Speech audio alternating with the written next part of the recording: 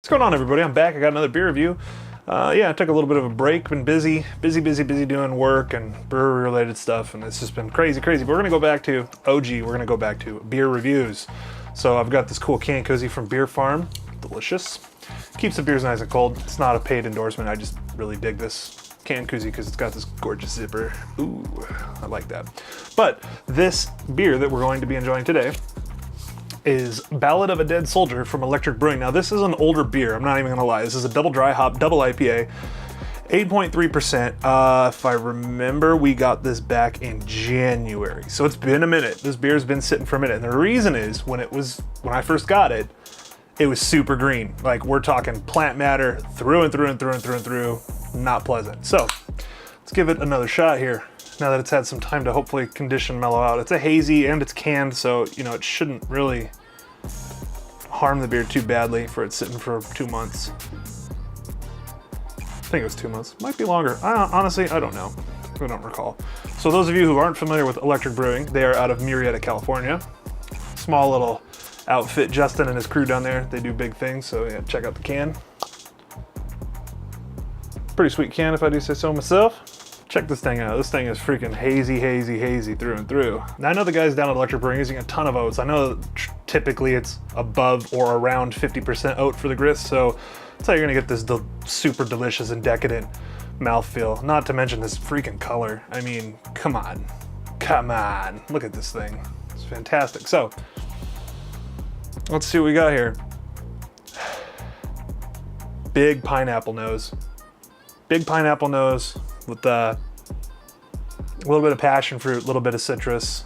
You can smell the yeast. The yeast is on the more citrus side for fermentation, but it's definitely a yeast character, not just pure citrus. So yeah, that's what the aroma is like. The head's a nice white that held for a minute, but with heavy protein beers, they typically tend not to want to keep nice tight bubbles on the head. They tend to dissipate, well, linger, but dissipate from the stack very quickly. So as we're gonna do, we're gonna go ahead and we're gonna taste it. Cheers.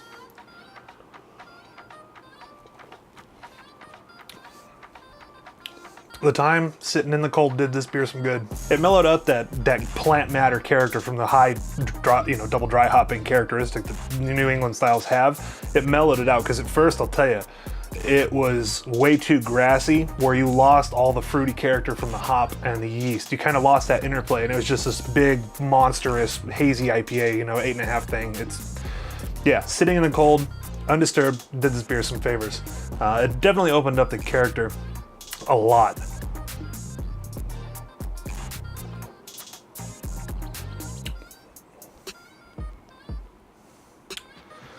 It's definitely citrus and pineapple, and more than anything, it's those two characteristics in the taste. It's definitely got a lot of pineapple, a lot of citrus going on in it. It's really good though. So since it's sat in the cold, undisturbed in a can, no light's gonna pollute this bad boy.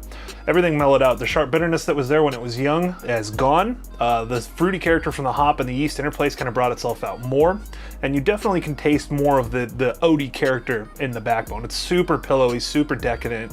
But with a nice balance now. Initially it was far too bitter, and you could taste the alcohol sweetness. Like, it was very detectable, and with time it really mellowed everything out and brought everything into like a nice even balance and even keel with each other. Solid offering. I mean, everything Electric does that I've had recently has been super good. Everything back in the day when they first opened and they were just doing lagers, those lagers were phenomenal. And you can always judge a good brewery by how clean and how precise they do their lagers. If the lagers finish super clean and are nice and clear, you got a guy who knows what he's doing. So yeah, props to you guys. Justin, if I have to give this beer an overall score on a scale of 1 to 10, as I always do, I would give this beer a solid 8.75, 8.8. The only thing I'm not a huge fan of, I'm not a fan of these big ABV hazy IPAs. A West Coast IPA with a big hop bitterness and malt sweetness, it tends to balance itself out. You can get away with a higher alcohol content in a West Coast IPA than, in my opinion, than you can in a New England style or hazy or Vermont or Maine's, whatever you want to call them. With that style, since you're low IBUs and you're not going big on sweetness, what tends to happen when you get high alcohol is you get alcohol sweetness, which typically makes the hop character, like I said earlier, more brutal for its bitterness because there's no malt sweetness to interplay on your palate and kind of balance everything out. So yeah, all in all, great beer. With time, it turned into an 8.75, 8.8. When I first got it and I had it, it was like a 7, 7.5, and the hype train behind this was huge, but with sitting on it for a little bit, definitely opened up this beer. So I'm gonna go ahead and drink this while I edit, so if the edit's terrible, don't sue me. If you guys like this video, you like the content, you want me to keep doing this stuff, go ahead and give me a thumbs up. Go ahead and subscribe to the channel if you haven't already. Thank you guys. I appreciate everything you guys have done, and I hope to see you guys around sooner or later. Cheers. Have a good one. A quick little update. I know I've talked about opening up a brewery. We're in plan check right now, so it's a whole process, but this channel is slowly gonna have more and more of that content, like the business side, like getting stuff delivered, you know, what it takes to do a commercial brew, all that type of crap. Yeah, so if you guys want to see more of that, just leave a comment below, because I'm actually going to start doing more and more of that as more equipment starts arriving. We have to do build out and demo and all this other stuff. So yeah, if you guys want to see some of that, it'll be kind of vloggy, beer and tech, because there's a lot of technology that goes into breweries. It's going to be kind of what I'm doing, but maybe less focused on sitting in front of the computer doing stuff. So if you guys want to check that out, go ahead and leave a comment. Otherwise, I'll see you guys later. Have a good one. Bye.